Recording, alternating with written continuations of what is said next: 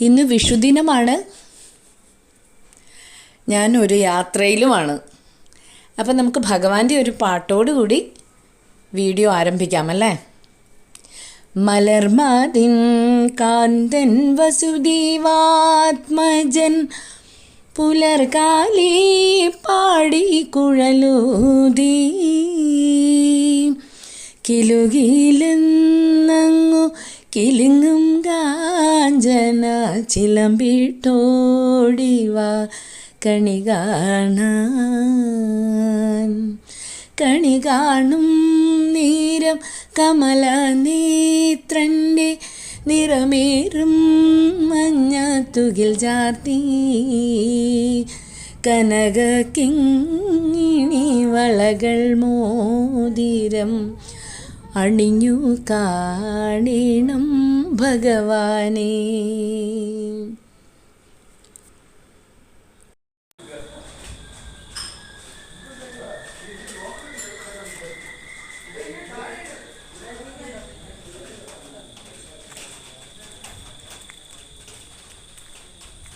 Hi, hello, എല്ലാവർക്കും നമസ്കാരം.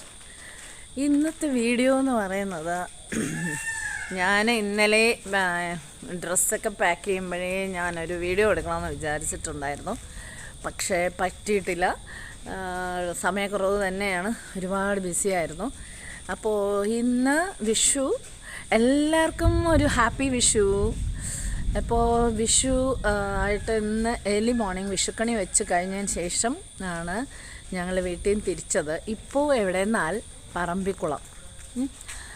അപ്പോൾ എൻ്റെ ബ്രദേഴ്സും ഫാമിലിയും എൻ്റെ ഫാമിലിയും എല്ലാവരുമായിട്ട് ഞങ്ങളിവിടെ പറമ്പിക്കുളത്ത് വന്നു കേട്ടോ. അപ്പോൾ ഇതിവിടെ എൻ്റെ ബ്രദറിൻ്റെ ഒരു ഫ്രണ്ടിൻ്റെ ക്വാർട്ടേഴ്സിൽ ഞങ്ങൾ താമസിക്കുവാണ്. വരുന്ന വഴിക്ക് നമ്മൾ ധാരാളം കണ്ടില്ലേ, ധാരാളം മയിലുകളെയും മാനുകളെയും പിന്നെ കുരങ്ങന്മാരെയും കാട്ടുപോത്തിനെയും എല്ലാം കണ്ടു കേട്ടോ. അപ്പം അതെല്ലാം ഇനി നാളെ ഒന്നുകൂടെ നമ്മൾ വിശദമായി കാണുമ്പോൾ വീഡിയോ ആയിട്ട് എടുത്തിടുന്നതായിരിക്കും. അപ്പോൾ ഇതാണ് നമ്മൾ താമസിക്കുന്ന ക്വാർട്ടേഴ്സ്.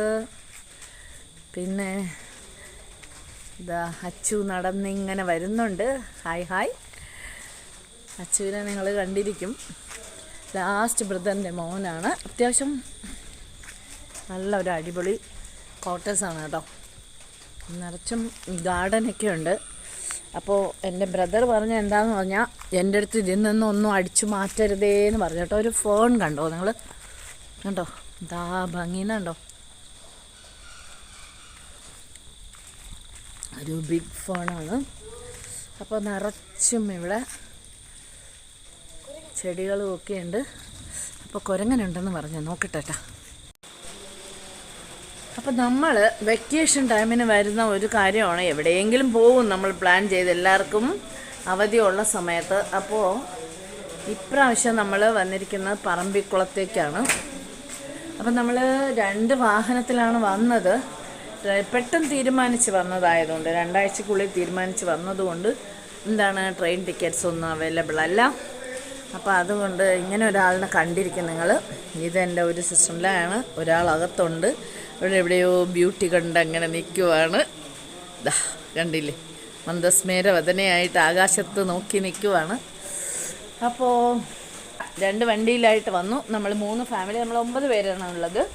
അപ്പോൾ അങ്ങനെ ട്രെയിനൊന്നും നമുക്ക് കിട്ടിയില്ല. ട്രെയിൻ ടിക്കറ്റ്സ് ഒന്നും അവൈലബിൾ അല്ലായിരുന്നു. അപ്പം ഞങ്ങൾ 2-3 ദിവസം കഴിഞ്ഞിട്ടേ പോവുള്ളൂ നമ്മൾ. അപ്പോൾ അതുവരെയുള്ള ഷൂട്ടിംഗ് എല്ലാം നമ്മൾ പാർട്ട് 1 പാർട്ട് 2 ആയിട്ട് എന്തായാലും പബ്ലിഷ് ചെയ്യുന്നതായിരിക്കും. അപ്പോൾ ഇനി ബാക്കി ഭാഗങ്ങൾ പിന്നെ ആട്ടെ.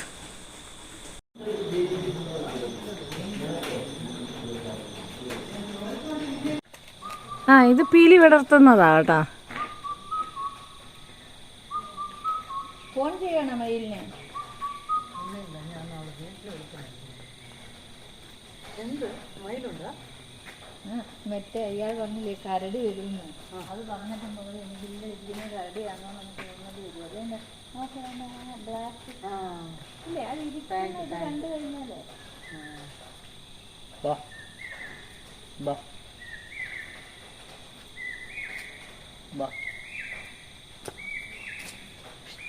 വേറെ ചുമ്മാ ചാടി അങ്ങ് പോകും. പോയി. ഇത് ഞങ്ങൾ താമസിച്ചിരുന്ന ക്വാർട്ടേഴ്സാണ്. നല്ല സൗകര്യമുള്ളതായിരുന്നു കേട്ടോ. അപ്പോൾ കണ്ടില്ലേ,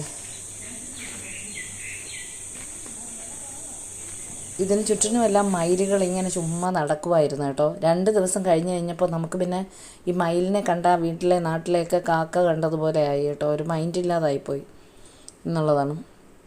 വീട്ടിനകത്തൊക്കെ നല്ല സൗകര്യമായിരുന്നു. നമുക്ക് 3 ഫാമിലി താമസിക്കാനുള്ള സൗകര്യം അതിനകത്തുണ്ടായിരുന്നു. അവരിവിടെ വരുമ്പോൾ ഫ്രണ്ട്സൊക്കെ ആയിട്ട് ഇതിനകത്ത് അത്രയും താമസിക്കുന്നത് അവർ എല്ലാവരും കൂടെ. അപ്പോൾ അതൊക്കെ അവൻ പറയുന്നുണ്ടായിരുന്നു, അവൻ്റെ ചരിത്രങ്ങളെല്ലാം. ഞാൻ ഇവിടെ നിന്നിട്ട് രാവിലെ മോർണിംഗ് എല്ലാം കാണാനായിട്ട് നല്ല കോടമഞ്ഞൊക്കെയാണ് കേട്ടോ. രാവിലെ ഞാൻ എണീറ്റ് നോക്കുമ്പോൾ ഇങ്ങനെയൊക്കെയായിരുന്നു. ഞാനിവിടെയുള്ള ചെടികളെല്ലാം കരസ്ഥമാക്കി.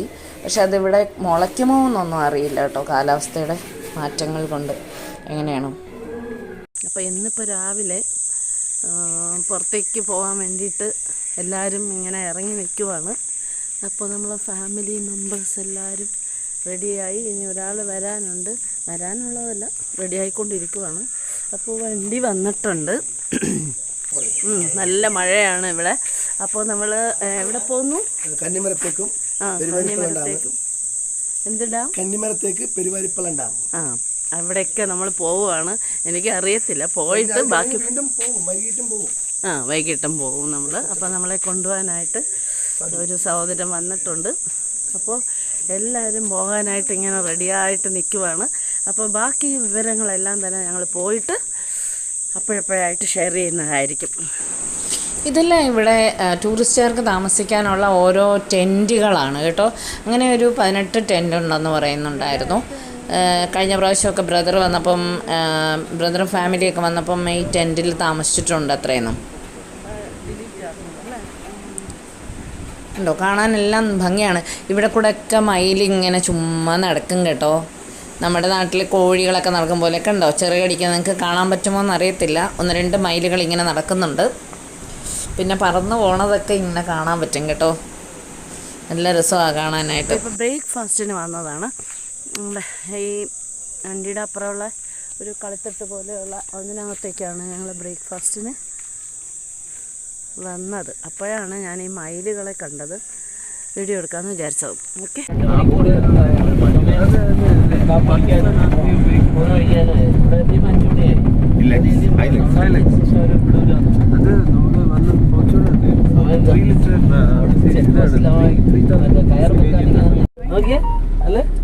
എന്ത് രസം നോക്കിയേ. തൊട്ടടുത്തൊരു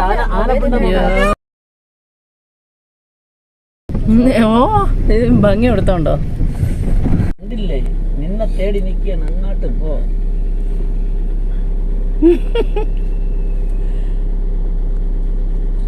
അതിനോട് ചേർന്നുള്ളൊരു മരമാണ് ഇത്. കട്ട് ചെയ്തിട്ട് അത് കട്ട് ചെയ്യാൻ പറ്റുന്ന സമയത്ത് അതിന് ബ്ലഡ് വന്ന് അറിയപ്പെട്ടാണ് അതുകൊണ്ട് വിട്ടിട്ട് പോയതിന് ഐതിഹ്യമാണ്, നമ്മൾ കണ്ടിട്ടില്ല. അതിൻ്റെ പ്രായം എങ്ങനെ അളന്ന് വെച്ചാൽ ഇതിൻ്റെ ഓരോ റിങ് ഉണ്ട്, ആനുവൽ റിങ്. ഓരോ വർഷം ഓരോ റിങ് വരും. അതെ, ഇത് വെച്ചിട്ടാണ് നമ്മൾ അതിന് പ്രായം അളക്കുന്നത്. അപ്രോക്സിമേറ്റ്ലി ആണ് 500 വർഷം പറയുന്നത്, ചിലപ്പോൾ കൂടാം, അങ്ങനെയൊക്കെ ഉണ്ട്. ഇതും തേക്ക് ഇതാണ് റിങ് എന്ന് പറഞ്ഞാൽ ഞാൻ കേട്ടിട്ടുണ്ട്. ഇത് ഓരോ വർഷം ഓരോ ഇതെല്ലാം കാണുന്നില്ലേ. അതല്ല സാറേ, ഇതും അത്രയും പഴക്കമുള്ളതായിരുന്നു. ഇതിനെ കട്ട് ചെയ്തിട്ട് അത് കട്ട് ചെയ്യാൻ വരുന്ന സമയത്താണ് അതിന് ബ്ലഡ് വന്നു എന്ന് പറഞ്ഞിട്ട് അത് വിട്ടിട്ട് പോയത്. അതിനാണ് കന്നിമരത്തേക്കുന്ന പേര് വന്നത്, കന്നികളുണ്ട് എന്നറിയപ്പെടുന്നത്. ഇതെല്ലാം റോസ് വുഡാണ്. ഇതിൻ്റെ അതെല്ലാം റോസ് വുഡാണ്. ഇതിന് 150 വർഷം പഴക്കമുള്ളതുണ്ട്. Rose would. ഓ, ഈ നിൽക്കുന്നല്ലേ? അതെ, ഇതും എല്ലാം എല്ലാം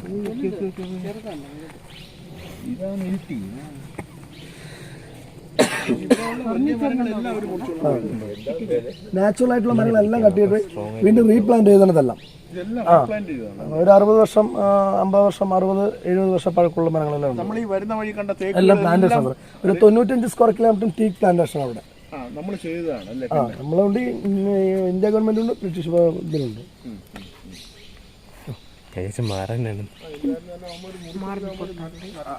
മാറ്റിയത് നമ്മുടെ വനവൽക്കരണ പദ്ധതിയുടെ ഭാഗമായിട്ട് ചെയ്യുന്നത്.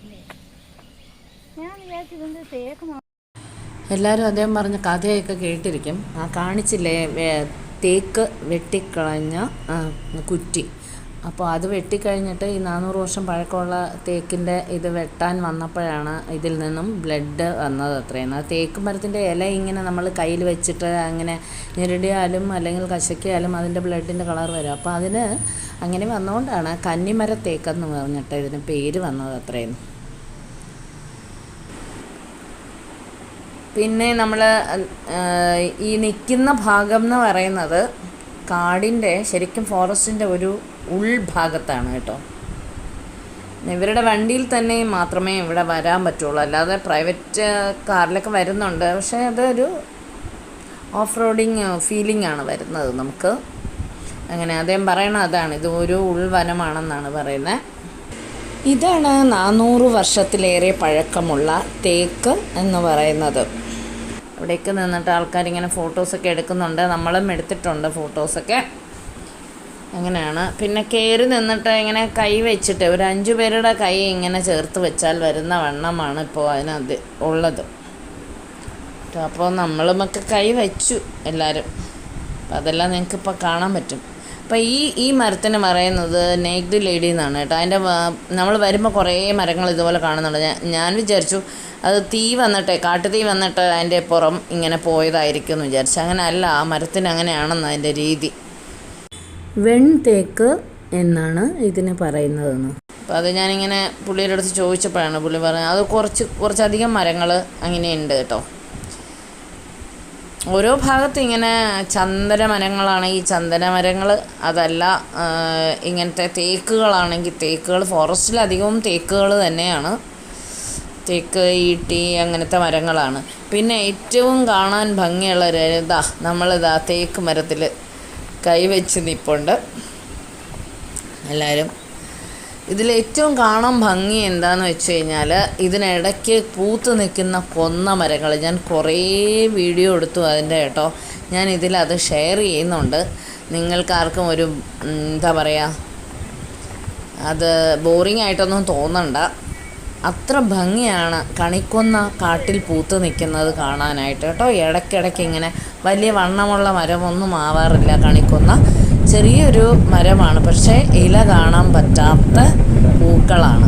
പല സ്ഥലങ്ങളിലും വനം ഇങ്ങനെ ഈ വെയിലത്തായിരിക്കും, വേനൽ കൊണ്ടായിരിക്കും കത്തി നശിച്ചിരിക്കുന്നു.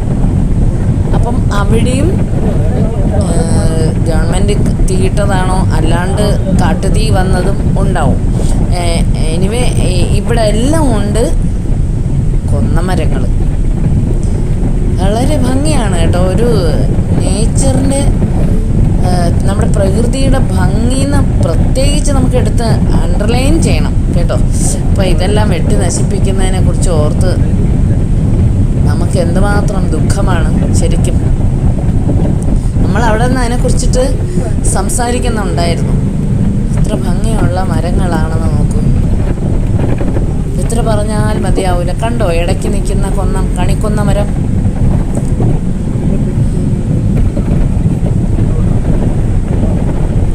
കണിക്കൊന്ന മരം മറ്റു മരങ്ങളെ വളരാനായിട്ട് സമ്മതിക്കുന്നില്ല, അതിനാൽ അത് നശിപ്പിക്കണമെന്നൊക്കെ ഇടയ്ക്ക് പറയുന്നുണ്ടായിരുന്നു. ഭാഗ്യം നമ്മുടെ ഈ കണിക്കൊന്ന ആവാതിരുന്നാൽ മതിയായിരുന്നു. കാട്ടുകണിക്കൊന്ന വല്ലതും ആയിരുന്നാൽ മതിയായിരുന്നു. കാട്ടുകണിക്കൊന്ന ഉണ്ടല്ലോ ഇങ്ങനെ എന്താണ് വലിയ മരമാവുന്ന, ഇങ്ങനെ നിറച്ചും പൂക്കുന്നത് തന്നെ ഈ സീസണിലെല്ലാം. അപ്പം ഞാൻ ഇത് വെറുതെ ഇങ്ങനെ കണിക്കൊന്നയുടെ ഭംഗി കാണാൻ വേണ്ടി മാത്രം വനത്തിൻ്റെ ഫോട്ടോ എടുത്തതാണ് കേട്ടോ. ഇനി പിന്നെ ചിത്രശലഭങ്ങളുടെ ഞാൻ അദ്ദേഹത്തിൻ്റെ അടുത്ത് ചോദിച്ചു, നമ്മളെ ഡ്രൈവ് ചെയ്ത് കൊണ്ടുപോയ സാരഥിയുടെ അടുത്ത് ചോദിച്ചു, ചിത്രശലഭങ്ങൾ ഇവിടെ കൂടിയിരിക്കുന്ന സ്ഥലമില്ലേന്ന്. കാരണം അവിടെ ആയിട്ട് ഇങ്ങനെ പറക്കുന്നുണ്ടായിരുന്നു കേട്ടോ. ചോദിച്ചപ്പോൾ പുള്ളി കാണിച്ചു തന്നു ഇങ്ങനെ. അതും ഒരു പ്രത്യേകത തന്നെയാണ് കേട്ടോ.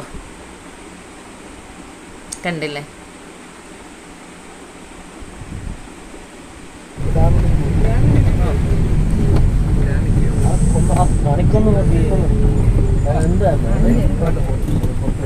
അല്ലേ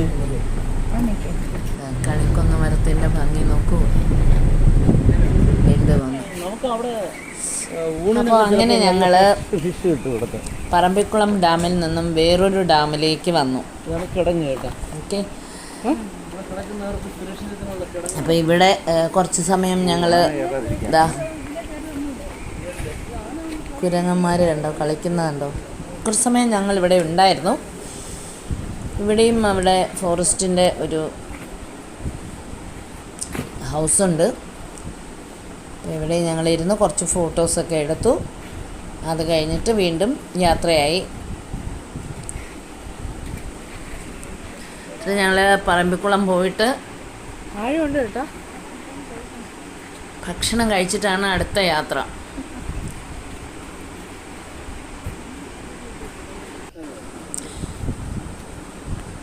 തൂണക്കടവ് ഡാം എന്ന് പറയുമ്പോൾ പറമ്പിക്കുളം ഡാമിൽ നിന്നും നമ്മുടെ ജലസംഭരണി എന്ന് പറയുന്നത് തൂണക്കടവ് ഡാമിലേക്കാണ്. ആ തൂണക്കടവ് ഡാമിൽ നിന്നും അത് ആലിയാറിലേക്ക് പോകുന്നു. ആലിയാറിൽ നിന്നും ഭാരതപ്പുഴയിലേക്ക് പോകുന്നു എന്നാണ് പറയുന്നത്. അപ്പോൾ ഇതൊരു വലിയ പ്രോജക്റ്റായിട്ടാണ് കേട്ടോ. ഈ തൂണക്കടവ് ഡാമിൻ്റെ ഡാം നിർമ്മിച്ചിരിക്കുന്നത് മണ്ണ് കൊണ്ടാണെന്ന് പറയുന്നു. അപ്പോൾ അങ്ങനെയൊക്കെയാണ് ഞാൻ മനസ്സിലാക്കിയത്. കണ്ടില്ലേ, നല്ല ഭംഗിയുള്ള കണ്ടോ ഡാമാണ് കേട്ടോ. അപ്പോൾ നമ്മൾ ഇതെല്ലാം കണ്ട് ഇങ്ങനെ തളർന്ന് ഇവിടെ ഇരുന്നു കഴിഞ്ഞപ്പോഴത്തേക്ക് എൻ്റെ സിസ്റ്ററില പറയുന്നുണ്ടായിരുന്നു, ഇവിടെ ഇങ്ങനെ ഇരുന്നാൽ മതിയോ, നമുക്ക് ബാക്കി സ്ഥലങ്ങൾ കാണണ്ടായിരുന്നു. പിന്നെ ഞങ്ങൾ അവിടുന്ന് തിരിച്ചു പോയിട്ട് ഊണും കഴിഞ്ഞിട്ടാണ്, ഉച്ചയായി അപ്പോൾ ഇത്രയും കണ്ടു കഴിഞ്ഞപ്പോൾ പിന്നെ ഊണും കഴിഞ്ഞിട്ടാണ് അടുത്ത യാത്രയിലേക്ക് പോയത്. കണ്ടോ നിങ്ങൾ, ഞാൻ അങ്ങോട്ട് പോകുമ്പോഴത്തേക്ക് കണ്ടത് തന്നെയാണ്. അത് തിരിച്ച് വന്നപ്പോഴത്തേക്കും ഞാൻ ആ സൈഡിലിരുന്നു.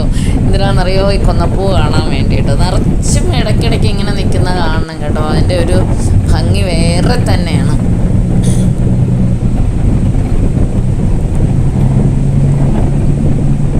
മനുഷ്യർ ജനിക്കും മരിക്കും, നമുക്ക് ഈ മാറ്റമില്ലാത്തത് എന്താണ്, നമ്മുടെ പ്രകൃതിക്ക് മാത്രമേ ഉള്ളൂ മാറ്റമില്ലാത്തത്. ഇതിൽ എല്ലാ പ്രാവശ്യവും ആ സമയത്ത് തന്നെ, അതായത് വിഷു ടൈമിന് തന്നെ പൂക്കുന്നത് സീസണൽ ഫ്ലവേഴ്സ് എന്ന് പറയാൻ പറ്റും. കുറച്ച് മാനിനെ കണ്ടു. കുറച്ചല്ല, ഞങ്ങൾ വരുമ്പോഴേ തലേദിവസമേ കാണുന്നുണ്ടായിരുന്നു. ധാരാളം മാനിനെയും മയിലിനെയും കാണുന്നുണ്ടായിരുന്നു. മാനും മയിലുമാണ് കേട്ടോ ഇവിടെ കൂടുതലായിട്ടുള്ളത്.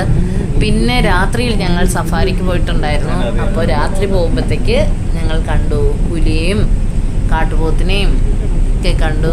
പിന്നെ ദൂരെ ഒരു ആനയെ കണ്ടു. അങ്ങനെയാണ്. വീണ്ടും ഞാൻ കാണിക്കുന്നത് എന്താണെന്നറിയാമോ? കണ്ടില്ലേ, ഞാൻ പറഞ്ഞില്ലേ, ഉണങ്ങി കരിഞ്ഞ കാട്ടിലും കാണുന്നു നമ്മൾ എന്താണ്, മഞ്ഞപ്പൂക്കൾ, നമ്മുടെ കൊന്നപ്പൂക്കൾ, കണിക്കൊന്ന പൂക്കൾ. ഇത് അതാണ് ഞാൻ നിറച്ചും അത് തന്നെ ആ വീഡിയോ അങ്ങനെ എടുത്തിട്ടുണ്ട് കേട്ടോ. അവിടേക്ക് ഞാൻ എന്താ പറയുക, ഭഗവാന്റെ ഒരു സാമീപ്യമാണ് കാണുന്നത് കേട്ടോ. അത്ര ബ്യൂട്ടിഫുള്ളാണ്.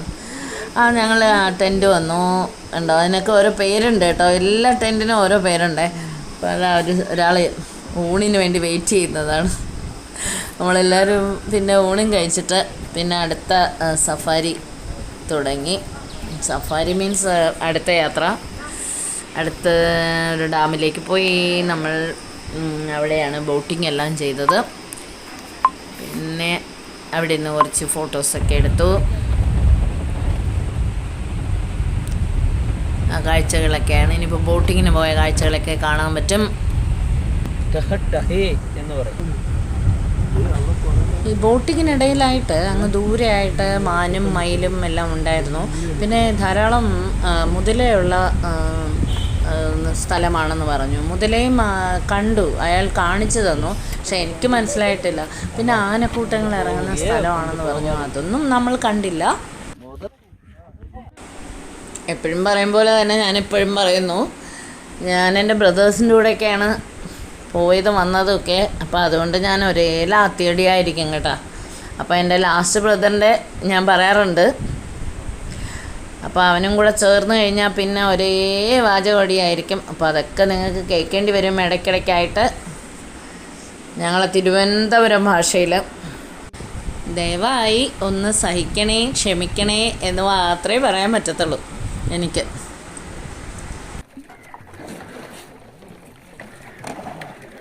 പക്ഷെ വെയിലായതുകൊണ്ട് കാണാൻ പറ്റുന്നില്ല കേട്ടോ ശരിക്കും. അതെന്തോ അവിടെ എങ്ങനെ കാണാൻ പറ്റുന്നുണ്ടോ ആനക്കൂട്ടം? ഇല്ല.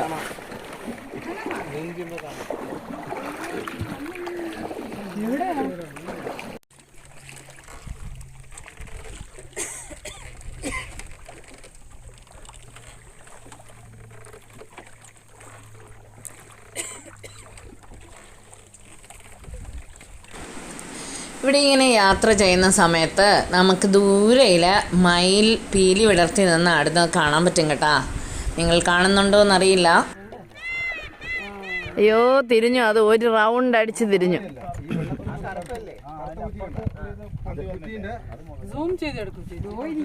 സൂം ചെയ്യുന്നുണ്ട്, പക്ഷെ എത്ര ക്ലിയർ ആവുമെന്ന് അറിയാൻ പറ്റത്തില്ല. ഇത് ഒന്നും ഇതിനൊന്നും ഉപദ്രവിക്കത്തില്ല. അത് അങ്ങനെ തന്നെ കിടക്കുമല്ലേ? ഇഷ്ടം പോലെ ഇരിക്കല്ലേ മീനിന്റെ അല്ല നമ്മളിപ്പോ ഇങ്ങനെ പോയാലൊന്നും ഇങ്ങോട്ട് വന്ന് അതിന്റെ മോളില് മാനം കൊണ്ട് എണീറ്റ് നിന്നെടുക്കണം. ശരി, എണീറ്റ് നിന്നെടുത്തു.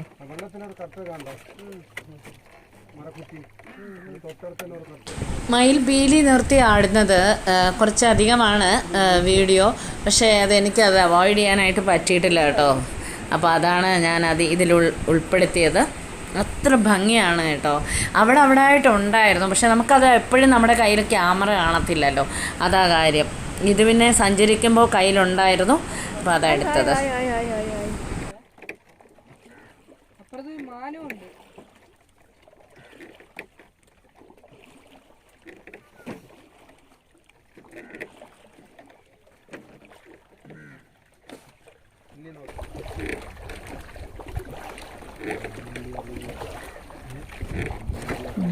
മയിലിൻ്റെ പീലി നിർത്തി ആടിയത് കണ്ടില്ല എന്ന് വേണ്ട. Hi hi hi. അടച്ചു. ഇത് ആസ് യൂഷ്വൽ നമ്മൾ എടുക്കുമ്പോഴുള്ള ഫോട്ടോസാണ്. പിന്നെ അത് കഴിഞ്ഞ് നമ്മൾ പറമ്പിക്കുളം ഡാമിലേക്ക് വന്നിട്ട് പിന്നെന്തായി, ഡാമിൻ്റെ അവിടേക്ക് ഇരുന്നിട്ട് കുറച്ച് ഫോട്ടോസൊക്കെ എടുത്തു. പിന്നെ അത് കഴിഞ്ഞ് ഞങ്ങളൊരു ട്രൈബൽ ഡാൻസ് കാണാൻ പോയി. അപ്പോൾ അതിന് 5-6 ലേഡീസൊക്കെ ഉണ്ട് കളിക്കാനായിട്ട്. പിന്നെ അതിൻ്റെ ഇമ്പോർട്ടൻസ് ഒക്കെ പറഞ്ഞു. അവരുടെ കല്യാണത്തിനും മരണത്തിനും എല്ലാത്തിനും എന്ത് വിശേഷം വന്നാലും കളിക്കുന്ന ഡാൻസാണെന്നൊക്കെ ഇൻസ്ട്രുമെൻറ്റ്സ് വായിച്ചു കൊടുത്ത ആൾക്കാർ സംസാരിച്ചു. പിന്നെ എനിക്കും ഈസി സ്റ്റെപ്പായതുകൊണ്ട് എനിക്കും കളിക്കണമെന്ന് തോന്നി. ഞാൻ അത് കളിക്കാമെന്ന് പറഞ്ഞു ഓഡിയൻസിന്. അപ്പോൾ ഞാനും കയറി 2 സ്റ്റെപ്പൊക്കെ വെച്ചു. ഇതാണ് ഓഡിയൻസിന് കാണാനുള്ള സ്ഥലം. പിന്നെ ഇത് അവർ களிക്കുന്ന പ്ലാറ്റ്ഫോം. அவங்க 2 ஜாயின் கட்டினா கூட ஒரு 120 கொடுப்பாங்க. அது வேறு வருமானம் ஒன்றும் இல்லை இவங்களுக்கு இல்லைங்க. சரி, இந்த விளையாட்டு வந்துட்டு நாங்கள் பரம்பரையாக உள்ள விளையாட்டு. ஒரு மரணப்பட்டாலும், ஒரு 16க்கு, ஒரு கல்யாணத்துக்கு, பெரிய அந்த பொண்ணு பெரிய மனுஷன் அதுக்கு நாங்கள் கொட்டுவோம். எங்கள் கோவில் திருவிழாக்கெல்லாம் நாங்கள் கொட்டி இந்த விளையாட்டு விளையாடுவோம். அந்த விளையாட்டு உங்களுக்கு காமிக்க போகிறோம். இல்லை லேடிஸுக்கு விருப்பம் இல்லைங்க வந்துக்கல. முன்னேற்றுக்கு எல்லாம் கம்ப்ளைண்ட் பண்ணிட்டாங்க, எங்களெல்லாம் கூப்பிடலன்னு சொல்லிட்டாங்க. நாங்கள் ஃபஸ்ட்டில் கூப்பிட்டோம், ஆனால் அவங்க கேட்கல. லாஸ்ட்டு முடிஞ்சோன்னா எங்ககிட்ட வந்து எங்களேது கூப்பிடலைங்கன்னா நேற்றுக்கு வந்த கெஸ்ட்டுக்கு எங்கள் கூட சண்டை போட்டுட்டாங்க. சண்டை இல்லைங்க, சொல்கிறாங்க எங்களை கூப்பிடல அப்படின்னு சொல்லிட்டு. அதனால் முன்னாடி எங்களை கூப்பிட்றோம். லேடிஸுக்கு விருப்பம் இல்லைங்க வந்து இவங்க கூட கலந்துக்கல. மலத்தில் சொன்ன தாற்பயப்படுறோன்னு இவங்க கூட களிக்காம வர. அதுதான் நாங்களே தொடங்க முடியும்.